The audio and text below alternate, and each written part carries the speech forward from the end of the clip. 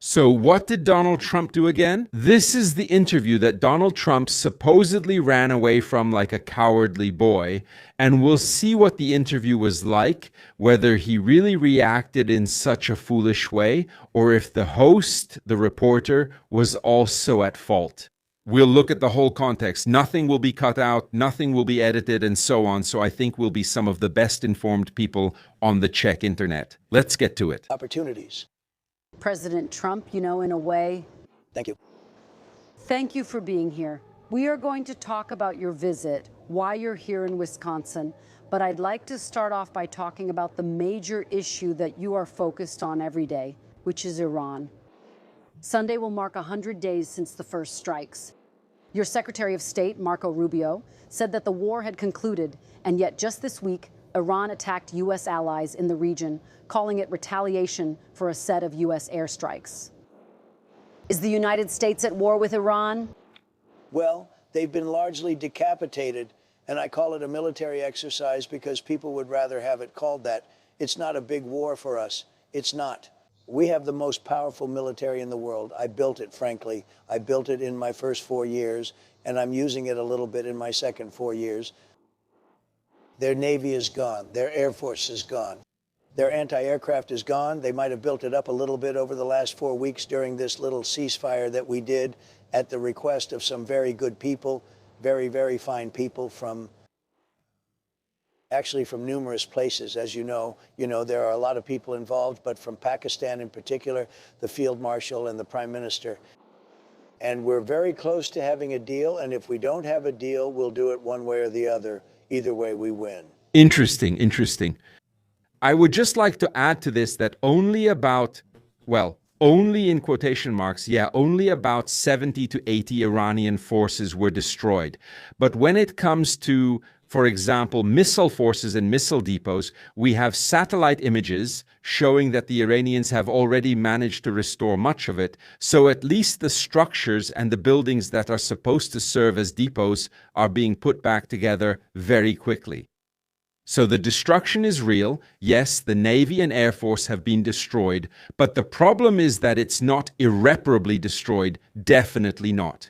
And mainly, the fact that they managed to destroy these things doesn't guarantee them a strategic victory. It gives them operational and tactical success, but strategically, they haven't managed to win yet, right?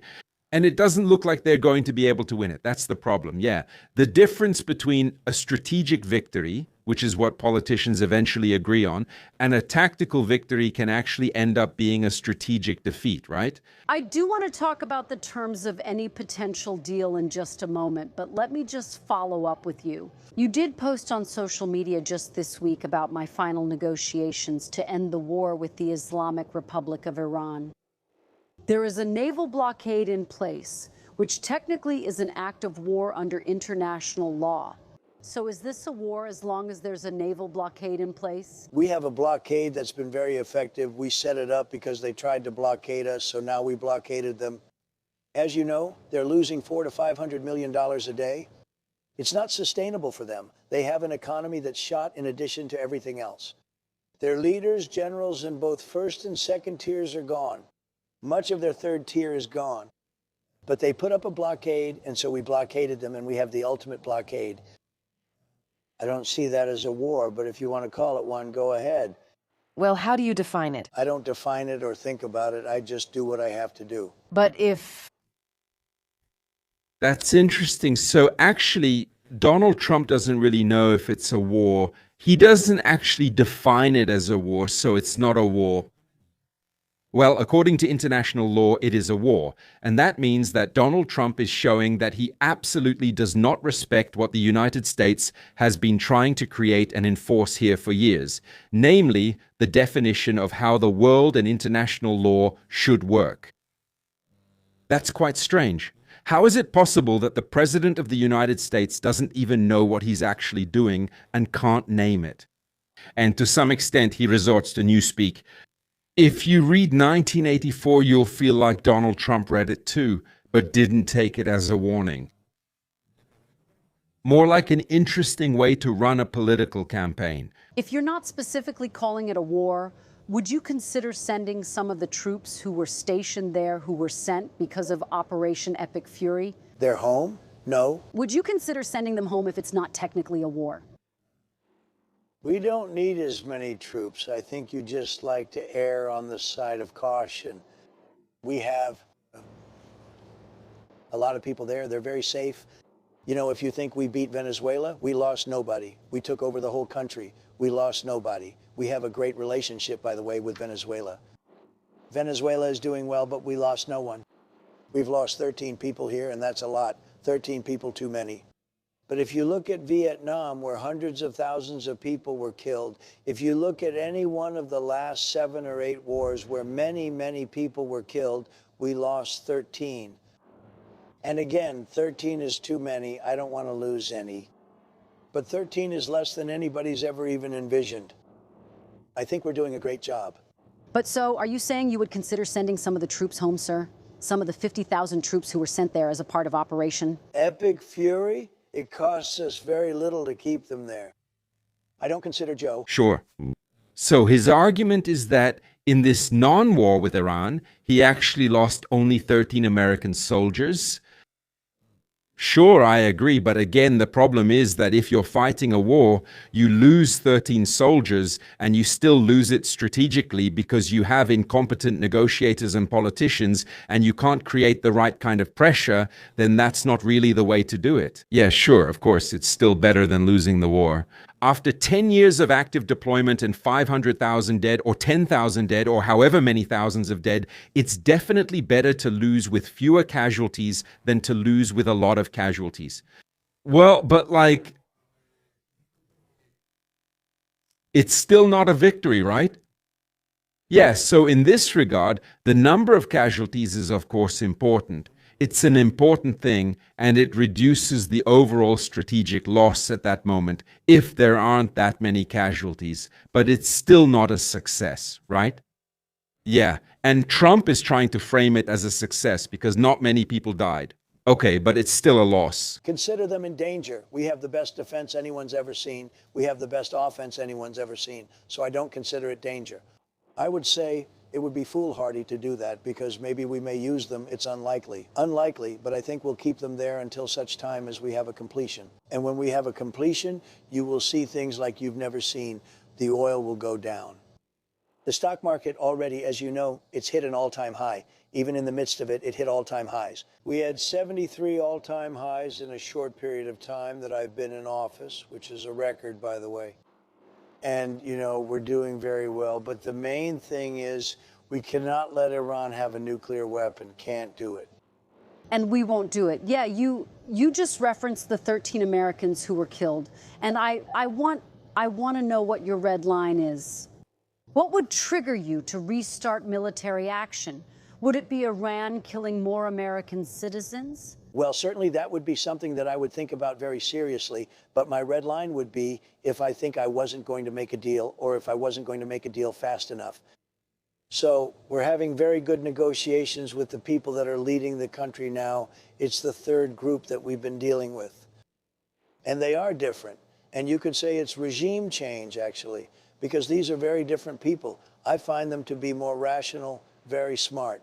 Who is that? Who's leading the country? Well, I won't mention names, but you know who they are. I mean, they're leaders. They're respected by the people that have to respect them. They are calling the shots. We know that because we see it through various tests that we've given. These answers are kind of unclear, however. We know that besides the fact that the Revolutionary Guards hold power in Iran, certain more moderate civilian opponents are already emerging at this moment, or opponents. There are also some more moderate potential civilian leaders emerging there, so theoretically they could negotiate with them, yes. There's probably something there. It's a little bit strange because you have leaders that have been there for a long time and they get wiped out. Then you have leaders that you also know, the second tier, and they get wiped out. All of a sudden we're dealing with different people. But no, I think that we'll either have something done fairly quickly or we'll finish it out militarily. Are you talking about the son of the supreme leader? Well, he's a part of it, yes. He has not been seen in public. What is his status? Have you talked to him directly? I think they respect him a lot. I see it. I mean, they want to get his concurrence. They've said to me, they've said to others that they're looking for approval, and he is part of the approval process. Absolutely. Have you talked to him? You said you want to meet. No, I have not. I would if he'd like to, but I have not spoken to him directly. Do you know where he is? I will tell you they do. They do pay homage to him. I would tell you if they didn't. They seem to, based on what I see, they seem to respect him a great deal. Do you know where he is? Do you know how he is doing physically? I don't want to say whether or not I know where he is, but there's a good probability that I do. Is he inside Iran? I'd rather not say that. Okay, he is the son of the last supreme leader, who was obviously a hardliner. Is this younger Khamenei any better for the United States than his father was? Younger, I think, more rational. Injured. He's pretty badly injured. So there's a certain bravery there. A lot of people, if they were injured that badly, they wouldn't be talking about, how we're doing with the United States. They'd have other things on their mind. So there's a certain bravery there. But he is very seriously injured. Yeah. What is the status of talks exactly at this moment? How close are you to making a deal? Are we talking about days, weeks? Months? Okay. For me, it's been a fairly reasonable conversation so far. So far in this regard, Trump is saying it quite well, although I do feel like he's trying to hide things that are pretty obvious. Like, for example, when he says, I won't say the name, but yes, it's about Khamenei's son, so I don't know, that's kind of silly. Otherwise, that moderator, the reporter, whatever you want to call her, seems kind of affected to me. Don't you think she's kind of unnecessarily affected? Like, Trump seems pretty calm to me so far, and she's just really aggressive unnecessarily. It's hard to say. Yeah, like she's barking at him with what she's saying there. Yeah, so maybe she could calm down a bit. But I don't know. Hey, maybe this is just the style of American moderators and reporters that they go at them like this, even though they haven't done anything to them yet. We had a couple of points. They don't even seem like big points. They've got a clause in there that they will not have nuclear weapons. We had a we will not develop nuclear weapons, and everybody was very happy with it except me. And I said, well, what happens if they not develop, but they go out and purchase, they acquire? I want to put the word if they buy or purchase or acquire, you've got to have that in there too, because that's not developing. I understand. So there was a clause in that agreement that said Iran must not develop, but he wanted to change it so that Iran must not acquire. Which is kind of fine. Yeah, which is kind of fine. It's a good semantic distinction. Maybe Trump was onto something. Yeah, it's hard to say. But on the other hand, you have to ask yourself, damn, who would sell nuclear weapons to anyone? That doesn't make sense, right? Or purchase, acquire, or buy. Did they push back? Is that one? Then they didn't. And then they didn't. Okay, you have been saying for months, Mr. President, that Iran is begging to make a deal. They are so desperate to make a deal. Why haven't they made a deal with you yet? Because it's a very hard thing for them. They've had great independence. They've dealt with very weak and ineffective leadership on behalf of the United States and other countries, frankly, that allowed them to get away with murder. And I think they can't believe they're in the situation where they've been virtually decapitated. But if they're so desperate, Mr. President, why haven't they said yes to the terms you're proposing? They're proud. There are things they never thought they'd be doing that they're going to have to do. They've got no choice. And it takes a little while, You're talking about 47 years of getting away with whatever they wanted. I mean, this should have been done long ago. Other presidents or countries should have done this. It doesn't have to be us. But they were very close to having a nuclear weapon twice. That was when I terminated the Iran nuclear deal, which was a path. That deal, the JCPOA, that deal was tantamount to giving them a nuclear weapon. It was a horrible deal given by Barack Obama and really penned by him. It was a horrible deal. It was, it expired long ago. I terminated it. But had I not terminated it, it expired long ago. It was a short-term deal. It was a path to a nuclear weapon. They would have had one 5 years ago. But Mr. President, I'm curious because when you were campaigning, you said you would rip up the Iran nuclear deal but negotiate a better deal. Why didn't you negotiate a better deal at the time? Because after it was ripped up. Otherwise, regarding this clause and the agreement that Obama made, yes, it was being violated, but it demonstrably slowed down the development. And nuclear weapon development, according to what is known, accelerated significantly after Trump withdrew from it. Yeah. So in this regard, he didn't really help much. They complicated the whole situation and basically gave Iran a free hand. So there weren't guardrails and they escalated their production of enriched uranium. Excuse me, it takes years to do these things. These people have been fighting for 47 years. They've been killing Americans. They've been taking off their legs and their arm, and their faces have been hurt so badly and so horribly. I'm moving very fast. I'm into 3 months. You know, Vietnam lasted 19 years. I'm into my 3rd month. All I say is, when will you win? If I were a Democrat, no one would talk like that, but it doesn't bother me. I'm used to it. Look, we have totally destroyed their military. They have some missiles left. They have some drones left. Do you know how many missiles? Yes, exactly. How many? I don't want to tell you. Can you give me a ballpark number? No, but I know almost to the number, and we know where they are too. And we know where their drones are, and we know where their drone factories are. Most of the drone factories have been knocked out. Most of the launching pads have been knocked out. And most of the missile manufacturing areas have been knocked out, but they still have capacity. They have some missiles. They have some drones. I would say percentage-wise, maybe 21, 22% of their missiles. It's a lot of missiles. But it's not what it was when we first attacked. Yeah. So basically, he just contradicted his own statement from the beginning when he said that Iran was totally destroyed. And now he's saying that Iran actually isn't destroyed, that it still has about 22% of its capacity left, which, by the way, it's quickly rebuilding. So now Trump just contradicted himself from the start. Cool. You're saying they have 21 or 22 of their missiles left? Correct, yes. Let's talk about what specifically you are demanding as a part of this short-term deal. Will the United States agree to a deal with Iran that doesn't explicitly and immediately give up its nuclear enrichment program on the front end? Well, you know, depending on when you say immediately, look, it is buried under mountains because our B-2S were incredible. The pilots of our B-2S were unbelievable. And it's buried. They can't get it. The only 2 countries that could take it, that have the equipment to take it, have to send. 3 mountains have fallen in on them, right? So you understand that because the fake news was going around saying maybe they didn't hit their target. 1 o'clock in the morning, pitch black, no moon, nothing. And every one of those bombs went right down those chutes and blew up. They can't get it no matter what.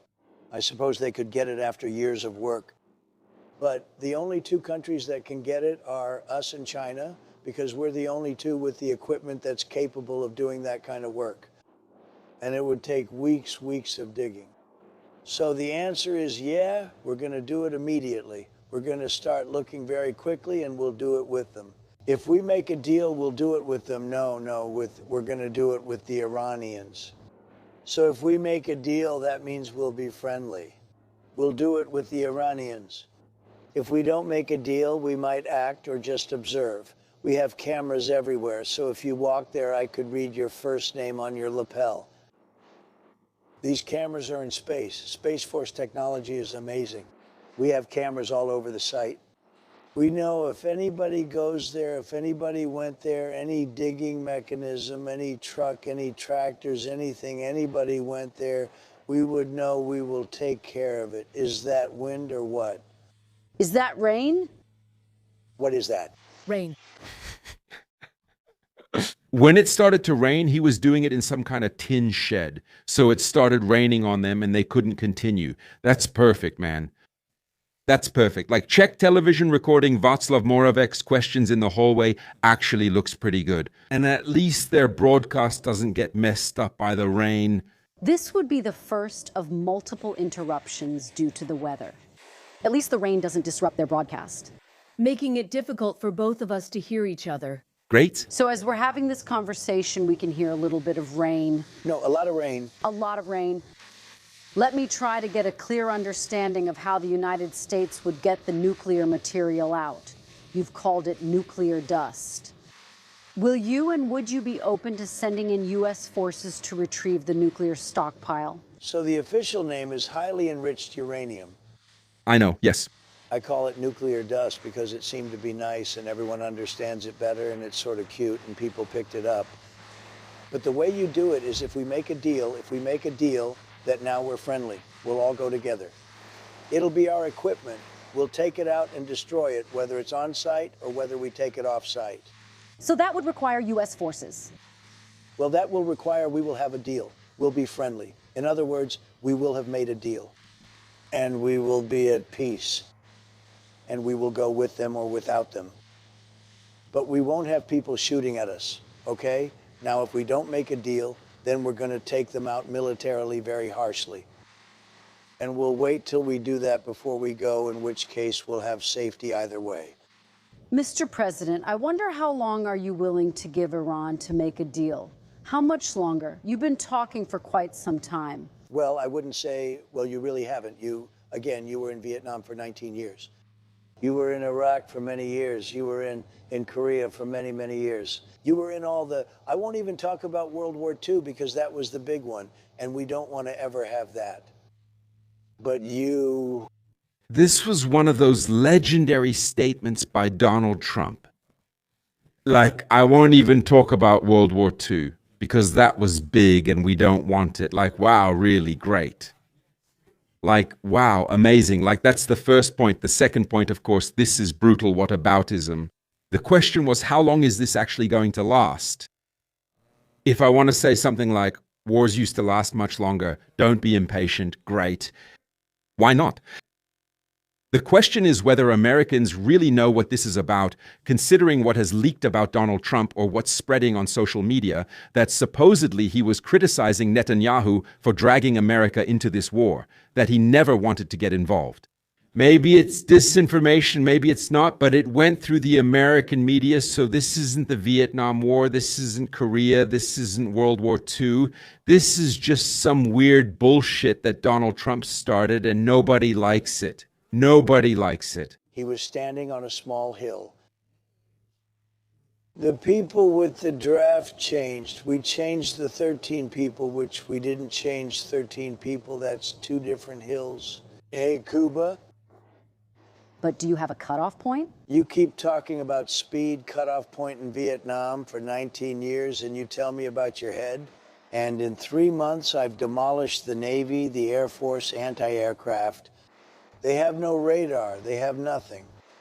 I demolished their leaders. Their leaders are gone. Do you know where all of Iran's nuclear material is? Yes. Yes. Yeah, but the problem here is that in Vietnam, the Americans also actually won tactically, right? But in the end, they lost strategically. That was the offensive. What was it called?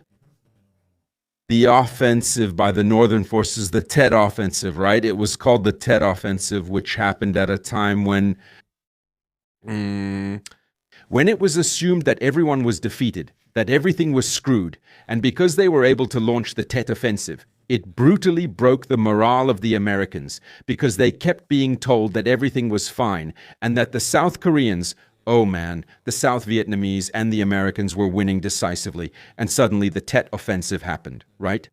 And even though the Tet Offensive was kind of the last surge of North Vietnam, and if the Americans and the South Vietnamese had held out just a bit longer, they probably would have actually won, that big offensive was psychologically effective enough that it eventually led to the defeat of the Americans and the South Vietnamese in this war, right?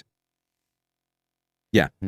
And here, maybe the problem is that we're seeing something similar in Iran, that Iran is just flexing its muscles and has those strategic cards it's playing, and Trump is trying to frame it like it's going to turn out well and that it'll all be fine in the end. But the problem is that America has to gain something from the war. It has to improve its geopolitical position for it to be called any kind of success.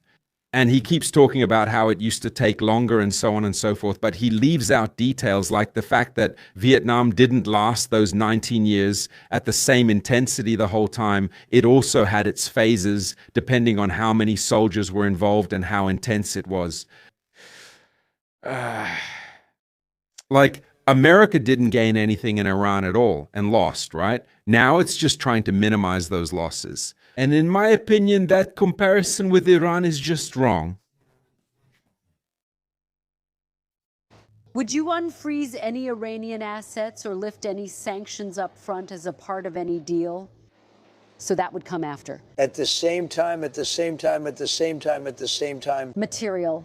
Unlike Obama, Obama flew a Boeing 757, a plane I know very well. They took the seats out and they loaded it up with $1.7 billion, yes, from the banks in Maryland and Virginia and D.C. They emptied out the banks and they gave them 1.7 in cash and they gave them tens of billions of dollars, just kept giving them money, and it didn't work. Would any again, mister? That never works. But again, Mr. President, you promised that you were going to negotiate a better deal.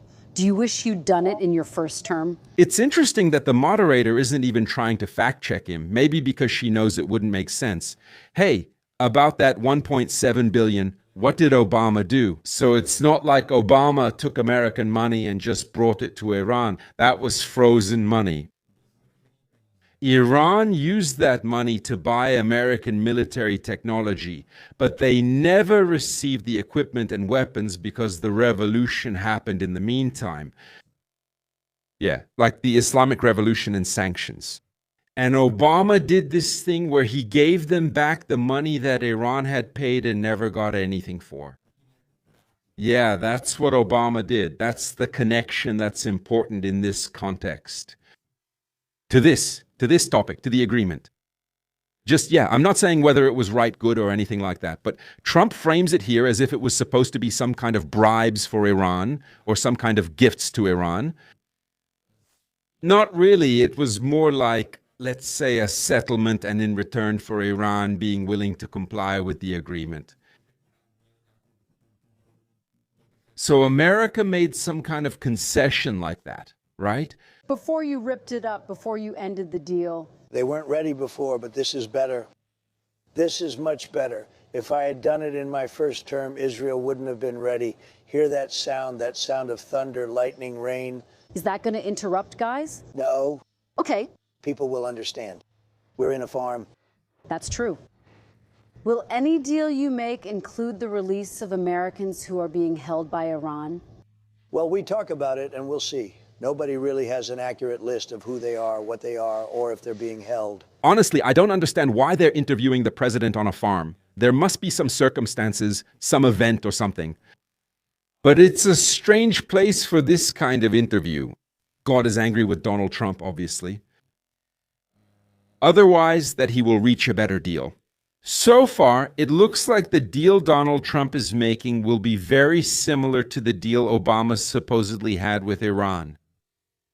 But it's possible that they'll add something else and negotiate some conditions that weren't there before, so they'll be able to present it as if it's better or that they're doing it a little differently. But honestly, given the way Donald Trump handles things, I'm almost convinced that in the end, they'll just pull out Obama's deal from the drawer, rename it, change the numbers and dates, and say, this is our new deal. Great and amazing, better than Obama's. That it's exactly the same, that's some fake news. Yeah, just like with other deals and things that Trump actually canceled and then brought back under a different name because he realized that canceling them was a pretty stupid move. But we've been talking about it, nobody really has a list. You know that, right? You know, you're asking me about nobody has a list. But are you demanding a list? Are you demanding to know and say this? You're supposed to give me the list. Do you know who we're talking about? Give me the names and I'll try to get them out. I don't think that's been reported. I don't think it's all of the people who've been held. All I'm saying is this. If you have a list of names, give them to me and I will get them out. Do you talk to them about it? We talk about people if they have them, but nobody knows who they are, just like you don't know who they are. Just like you don't know who they are. You have openly said you've been frustrated by Israel's continued bombing of Lebanon. Are you and Prime Minister Benjamin Netanyahu on the same page? Yeah, we are. We get along very well. We've been great comrades. We did a very, very big number on a certain country that was nothing but trouble for 47 years. I disagree with him on a couple of things, on Lebanon. I'd like to see Lebanon have a better life. I'd like to see a more surgical attack on Hezbollah. I think it should be more surgical. And we can help them with that, or we can recommend Syria. Syria is doing a very good job of cleaning up Iraq. They have a very good leader. They have a leader who's done a great job quickly and would like to help. Are you demanding? Like Syria would help Israel deal with Lebanon and Hezbollah? It's an interesting proposal and will be worth watching. However, what Israel is doing now in southern Lebanon, well, it's obviously genocidal, we know that. Israel is carrying out a local genocide in Lebanon, erasing culture and driving people out. That's what it could easily be called. The destruction of entire villages, definitely, yeah. Well, anyway, the Americans should reign in Israel because I think Iran will have a bit of a problem with any agreement as long as Israel is destroying entire cities in Lebanon. Yeah, thanks for the 20 Chezef cheek. Let's continue. That Lebanon will be part of the national divide. That you created. I'm not the okay. I think they'd like to see it, but wonder if we should. Okay. I wonder if we should. Let me just get a gut check here. Should we pause for 5 minutes and let this pass? I just want to hear everything you said.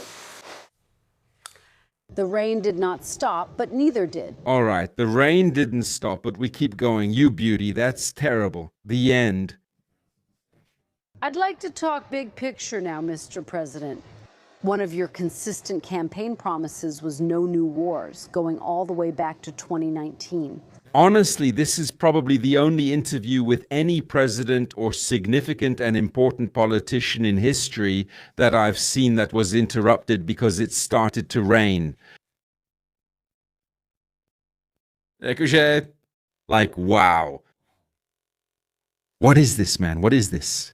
This would never occur on Czech TV. Did you break that promise to the American people? I had to stop a country, a very powerful, very dangerous country, from having a nuclear weapon because they'd use it. They'd blow up the world, the Middle East, Israel, come here, blow up Europe. They're nuts, just crazy people. I deal with them and very high-strung people, a little crazy, and get along with them. I like them, but you don't want to let them have a nuclear weapon. And I'm doing the world a service, but I'm doing our country a service. It's America first. I'm doing our country a service. Nice rain. It is raining hard. Yes, nobody has ever seen rain like this in history. It was amazing rain. But the answer is still, let's just keep going. Let's keep going. There's power through it. But the answer is great. Let's just keep going. We have all the options, right? Here, we paused for nearly 5 minutes for the rain to pass and then picked up our conversation. So far, yeah, even though Trump sometimes says total nonsense, right? But so far, the whole interview seems pretty chill. He's in a good mood, I'd say, making jokes. Look, in this regard, there's nothing to suggest that there should be any problem. So we'll see what sets it off. I'm now really interested in whether there will be a natural transition. So you're saying you didn't break your promise. And yet, Mr. President, in your first term, you held to that promise. And it was so fundamental to who you were as a candidate to a first-term president. What changed because you insisted no? We should have no race before I would recall no race. Why would I have built the strongest military in the world? I built our military. I inherited it, a terrible military. We had no equipment. We had nothing. I built a tremendous military. Biden gave a lot of it away, but it's still a relatively small portion compared to what I built. But you said it over and over again. Mr. Prime, why would I build a military? Now, I didn't want to use this, but I'm doing you and everybody else a big favor in the midst of the greatest stock market in history, in the midst of the most successful country. Because as you know, in the last term, we were a dead country, Kristen. I know you, you're a big liberal, we're a big progressive. No. I'm just a journalist. We were a dead country. A year ago, a couple of years ago, we were a dead country. Like, okay, here, it's starting into the culture wars in the sense that if you think America wasn't completely screwed under Biden, then you're a liberal progressive. But then you just look at the charts and realize that under Trump, it's worse. Okay. But then you just look at the charts and realize that under Trump, it's worse. Okay, simply put, if you understand math and can read charts, and the only thing you base your decisions on is, simply put, if you understand math and can read charts, And if the only thing you base your decisions on, believe it or not, are stock markets, then basically you're a leftist terrorist.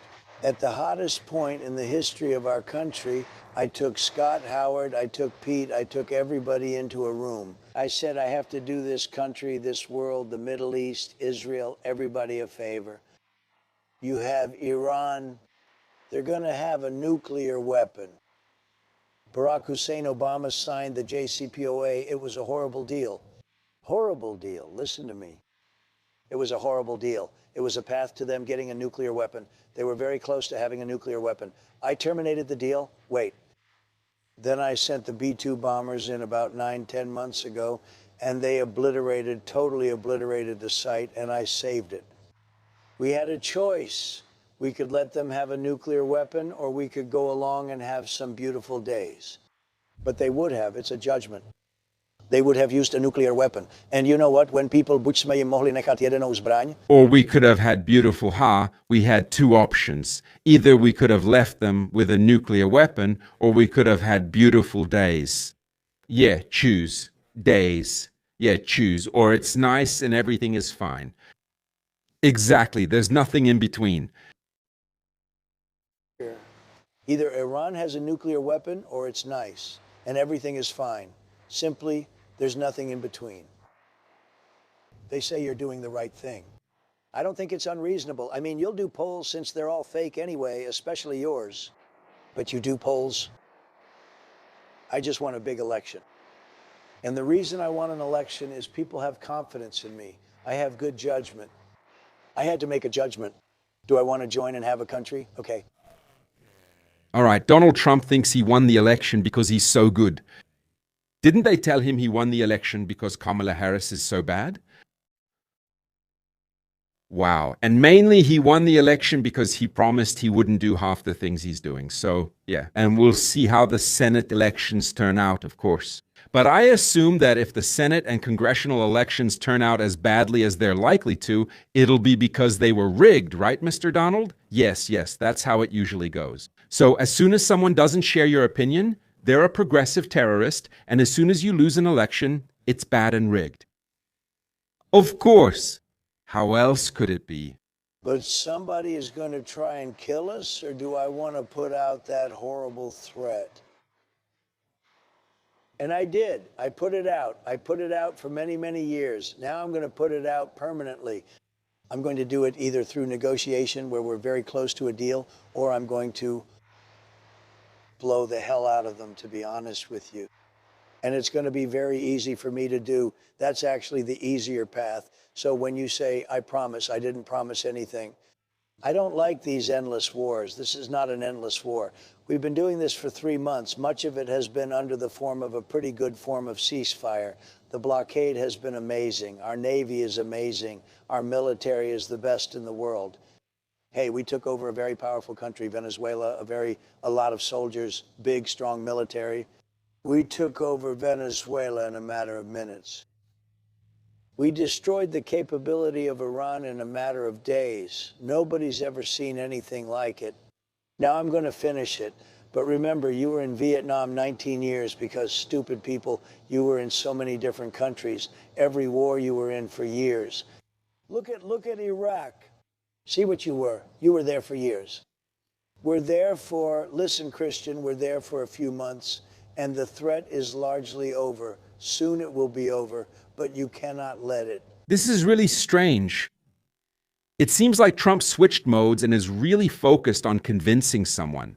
It's not like he's talking to people in general. It's as if he's thinking, she's a liberal with the wrong beliefs, but I can save her and convince her. as if she really mattered to him or something like that. It's a really interesting perspective. You just won't see this with any other politician, like that they'd make you feel like they really want to explain it to that person. Because I almost feel like Donald Trump really believes what he's saying, like he has his own world. I kind of feel that Donald Trump will be confronted with his beliefs, which he so fervently believes in, and that will lead to cognitive dissonance, painful cognitive dissonance, which will lead to that escape. We'll see. But I have a strong candidate. He's really locked in. He's locked in, you know.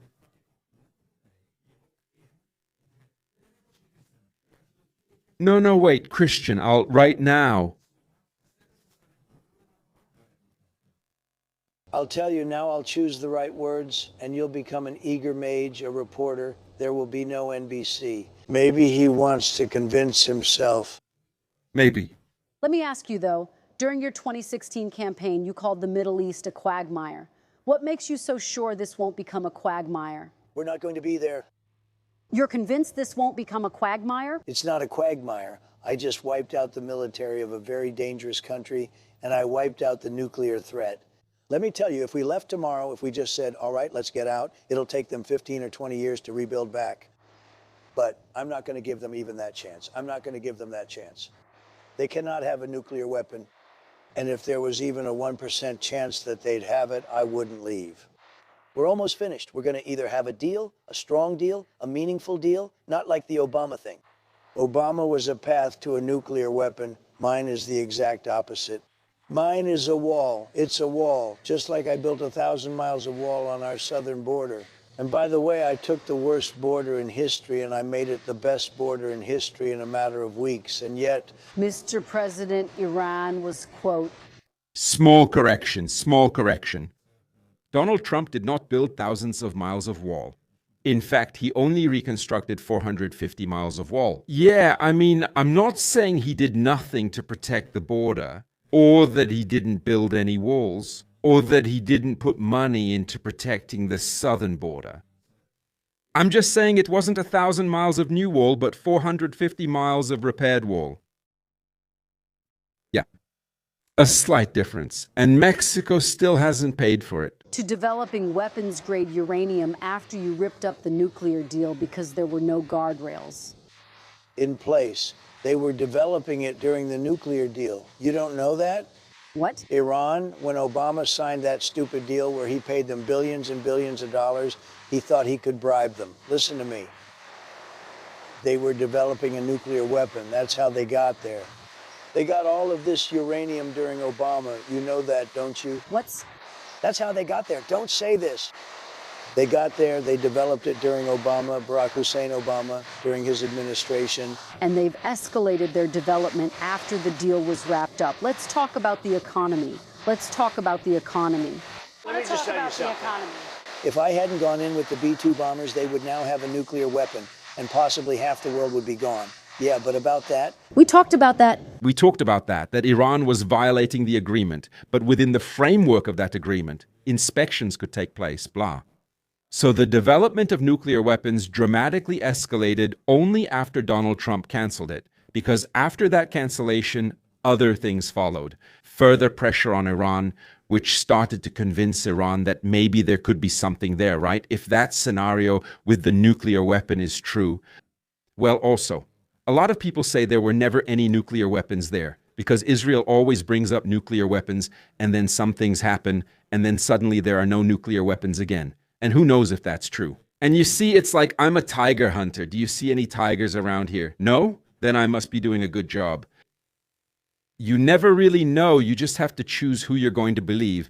At that moment, it probably makes more sense to believe Israel, on the other hand. You know what I mean?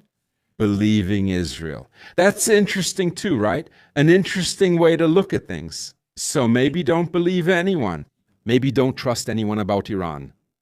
Those arguments about them wanting or trying to get a nuclear weapon, I prevented that. I don't listen to or pay attention to them. I don't consider that relevant because I don't know, man. I don't know if they could have had a nuclear weapon, and I don't believe anyone is telling the truth. Based on that, I can't judge. Based on that, I need more information. More things, more arguments, things I can at least verify, get some idea about. Simply. The nuclear weapons argument isn't enough for me, and I don't think it should be for anyone. In my opinion, it's wrong if that's enough for you, because at that moment, you turn off your critical thinking and you just want to believe. The economy. Economy. Jobs report today that beat expectations. Not strong. Really strong. Beat expectations by how Economica, Right? 170,000 jobs created. And yet gas is up, diesel is up. It's all coming down after the war ends. 70% of farmers say they can't afford fertilizer. What's your message? The farmers are doing very well. Let me ask you, what is your message to farmers, many who support you but who say they're struggling? Who say they're struggling? Because there's nobody who's been better to farmers. You know, I gave farmers last term $28 billion because China took advantage and other people. And you know who paid for it? China. Last term, I had a great first term. I had the greatest economy ever. And you know what? This one's blowing it away. What's your message to farmers, Mr. President, who say they're struggling to get by? Make ends meet. Are you? Can I talk? You keep asking, but don't listen to my answers. I love the farmers, and the farmers love me, and the farmers trust me. In the first term, I had something very similar. China and others were in Canada, which was brutal. They were taking advantage of our farmers. They don't take advantage of it anymore. I gave them $28 billion. Okay, subsidies. They never had such a payday. And the farmers love me. And they came back and they voted for me in record numbers. You know that nobody's ever even come close. Now, because of the fact that we had a choice, I had a choice to make. I could keep it going. The farmers were doing great.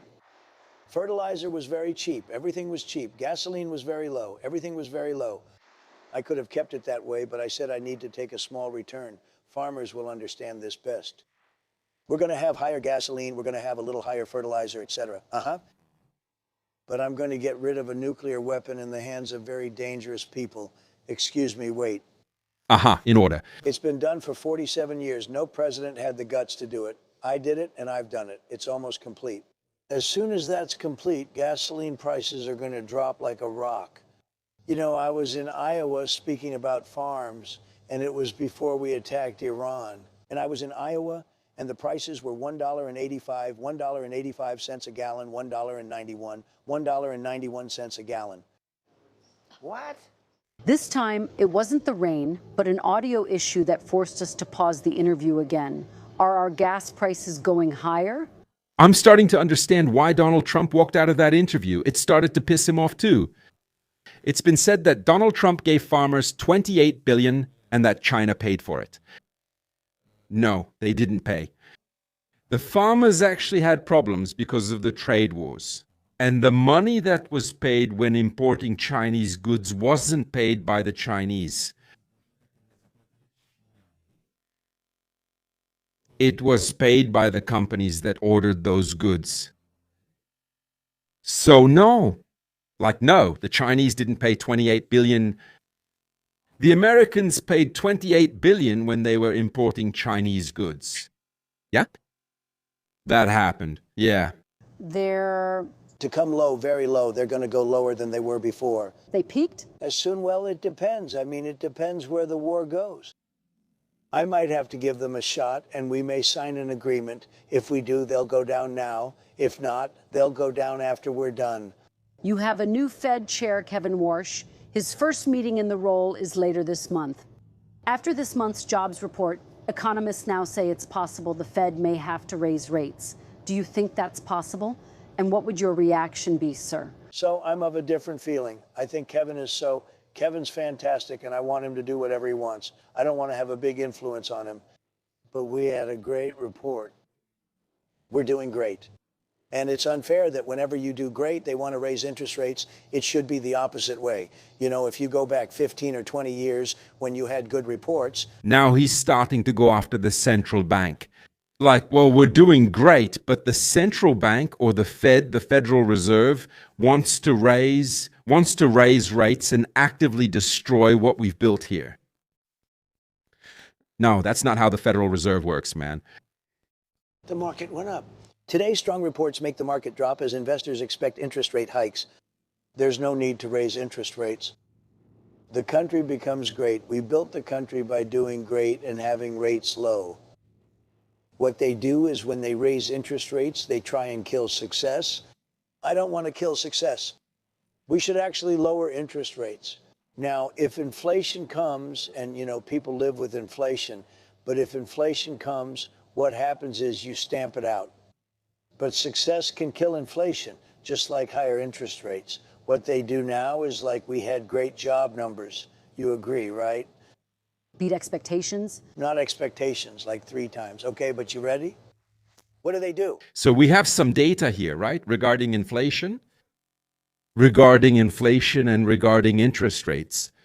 So now we see that interest rates are at 3 to 3.75.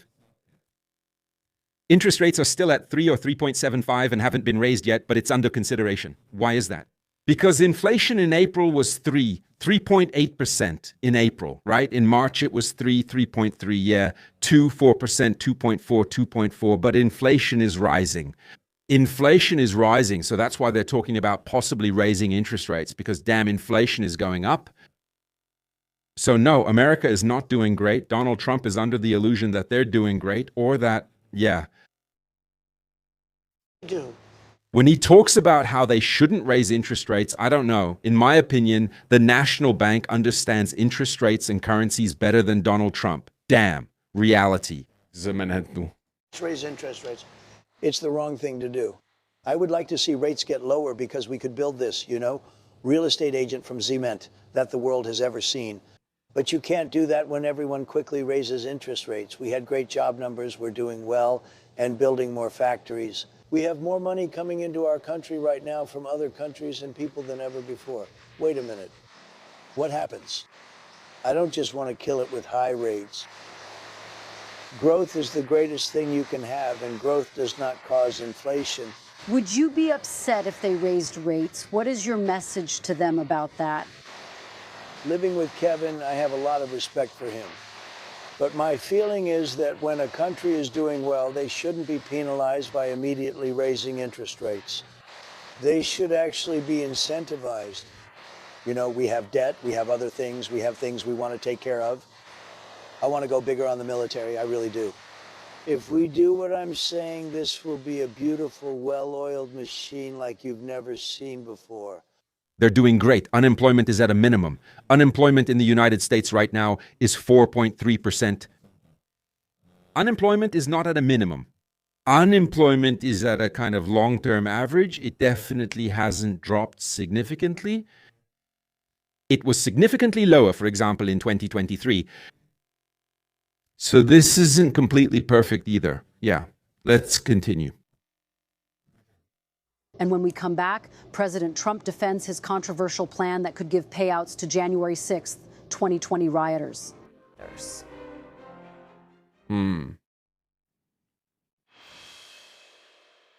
$1.8 billion so-called anti-weaponization fund, it is going to compensate people who say the federal government weaponized the legal system against them. It's been blocked by the courts, and there was opposition from Republicans and Democrats. In Congress and Democrats, mostly Democrats and some Republicans. Very few Republicans. Just to be very clear, are you backing off the fund completely, as your acting Attorney General Todd Blanche has said, or are you looking for another avenue to revive? The fund? So let me explain what the fund is. People have been hurt so badly by radical left lunatics that work for the Biden administration and Sleepy Joe. They're vicious, they're violent, what they did to people. And of course, they went after me more than anybody else. They raided Mar-a-Lago and all the other things. But people have been badly hurt. They've committed suicide. They've lost their jobs, they've lost their families, they've lost their wives, they've lost everything. They've lost everything over a fake weaponization of government. So are you looking for a way to revive it? Well, look, if it was up to me, I'd pay them the kind of money that they deserve. People have been destroyed. Lives have been destroyed. Many suicides, think of it. People have committed suicide because a bunch of thugs went after them. Personally, I think the weaponization fund is a great idea. and so do many of other Republicans. You have to get it approved. If they get it approved, that's great. If they don't get it approved, I'd be disappointed. All right, we're going to motor through this.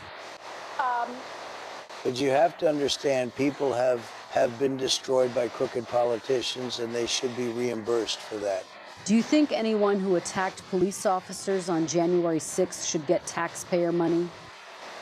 I wouldn't be inclined to say so, but I have to see it. I can tell you this, 97% of those people, you look at them, the FBI or whoever it was, because you had a lot of crooked cops, you had dirty cops. Comey was a dirty cop. Well, there's no evidence of that. A guy like Bolton was a dirty cop. But there's no evidence of who. Wait, you think Comey was honest? Even with 170 people pleading guilty to assaulting police, Comey was dirty, but people still assaulted officers. All right, so this is clearly a battle between a conspiracy narrative that says the rioters were FBI and that all the cops who investigated it were bad. This is just a total, absolute, and complete lie that can easily be disproved by hours and hours of independent footage from different angles. By hours and hours of independent footage from different angles of what you see. Just look at it and you see things. Yeah, this is absolute and total lie and bullshit from the mouth of Donald Trump. There's no other way to say it, right? So here he's clearly targeting his degenerate voters and fans who will eat this up, but this is a textbook example of creating a new reality. Historical revisionism and totalitarian mind control mechanics. They had FBI agents ushering them into the building. They had FBI go into the building. Those people walking around, they're looking always in this night. They weren't in, they were being ushered into the building. There's no evidence of that, sir. You had a bunch of dirty cops, and frankly, what they did was weaponization of our government. But Sir, there's no evidence of that. Over 1,000 people have pleaded guilty to crimes. You know what to do? Just watch the tapes once. Would you take it off the table? Look at the tapes one time, okay? But 172 people did plead guilty to assaulting police officers. You know why they pled guilty? Should they avoid penalties? They were told they'd get 15 years in jail otherwise. Should they? They pled guilty out of fear. Some were ushered into a building, but many were arrested before entering. Would you be okay with them? Receiving taxpayer dollars? The people were destroyed by dirty cops and by weaponization. Many of those people should be compensated. Now, with that being said, as I understand it, the weaponization fund was going to set up a group of people that could be picked by anybody, fair people, smart people. And this is such nonsense. Like, I'm thinking, why Donald Trump has to paint such a totally false picture of the whole situation? Donald Trump has to create such a completely but totally false picture of the whole situation. I would understand if he just couldn't spin it positively or make it sound less bad. He simply creates a completely new picture of reality, which is absolutely false. Like, from the very beginning, it's a completely false conspiratorial reality, conspiratorial thinking, absolutely insane, without any evidence. Here he accuses people of the worst crimes, without any evidence, without anything. But a normal politician would just manipulate reality in a way that it wouldn't directly contradict what the hell everyone sees. Yeah.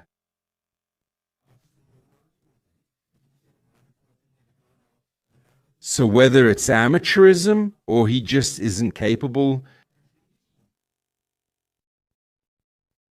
January 6th, if he isn't able to handle that mess of January 6th from any angle so that it works out well for him, are those lunatics who injured and killed people during the Capitol attack really such an important voter base for him? Does he want to use them for a coup when he loses the election because he's completely incompetent? Probably.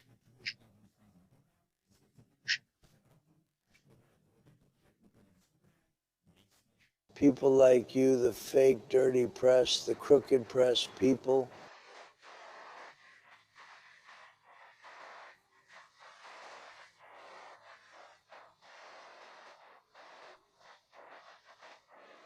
like stupid Biden, he's not smart enough to know what's going on. But the people that surrounded him surrounded his beautiful, resolute desk in the Oval Office. What they did to the lives of people, they destroyed people. They sent people to jail who did nothing wrong. To be clear, there's no evidence for what you're saying. Let me ask you about Todd Lynch. Listen. Listen to me, listen to me. No, I mean, There is no evidence. There have been no trials, not even under this absurd administration. Nothing like that has happened. No, there is no evidence for what Donald Trump is saying. Everything he says about January 6th is a complete lie. It's absolute bullshit. Ultra jackassery. There's overwhelming evidence, nothing else. this is an amazing thing. This is nothing, which is not a thing. The election was rigged. It was a dirty election. And it's happening again right now in California. Evidence, it's happening right now in California. Right now, look at what's happening in California. it's 4 days. The Republicans are doing well in California. In California. No, they're not there. They're dropping fast because it's a rigged election. Let me tell you, it's 4 days and they aren't even close to coming up with a. You know why they're doing that? Because they're cheating on the election. What, do you have evidence? To support that, all I have to do is look. All I have to do is look and I listen to people and let's see what happens. But sir, that's not evidence. Is it appropriate? That's how votes are counted. Is it right to have an election and still not have a winner 5 days later? State and local officials acknowledge they are slow. They're urging. No, they're crooked. They're urging a quick vote count. Yeah, I understand. So his argument is that the proof the election is rigged is the slow counting. Well, I don't know. That's not proof, right? That's just a feeling.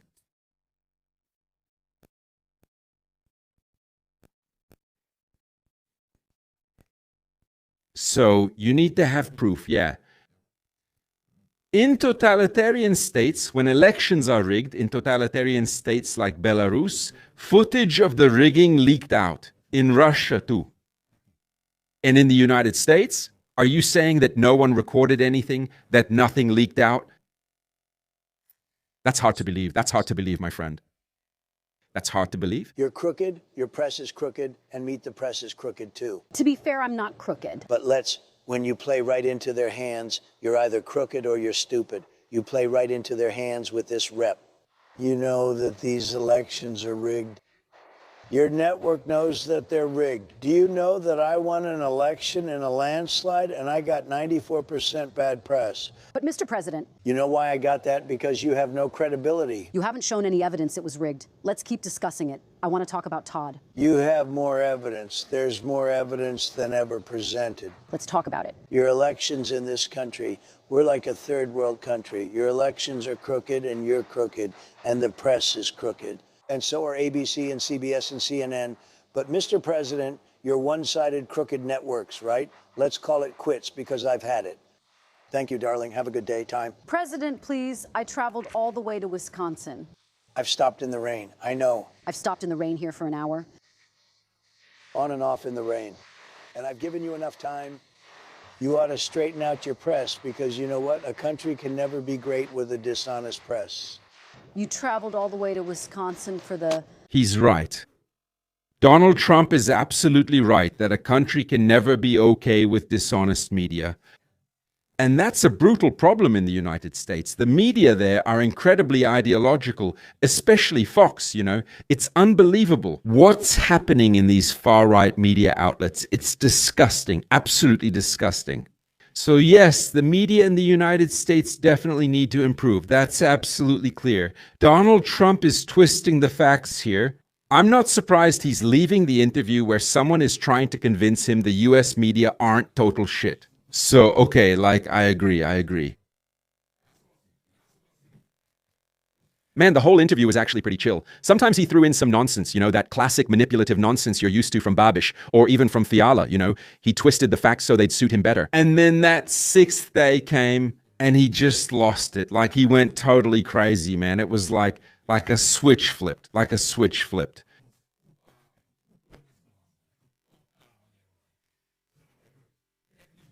The sixth day, and Donald Trump was done. He was finished and gone. Oh my God, that's...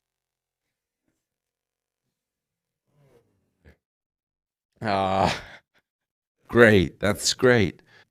And what's maybe a bit scary and disturbing about it is that he convinced himself, and he clearly believes it strongly, that he really won the election and that it was rigged. He kind of says it in a way that suggests the election was rigged because the media was against him. Okay, but that's not election manipulation. That's just the way the media is set up in the United States. They should have proper public service media, public broadcasting, and maybe things would look better. Yeah, they shouldn't have only big private media. But that's his thing, that everyone is corrupt, everyone is against him, we're doing great, and anyone who says otherwise is a liberal progressive fake news or a rigged media outlet. A Democratic politician shouldn't speak like that.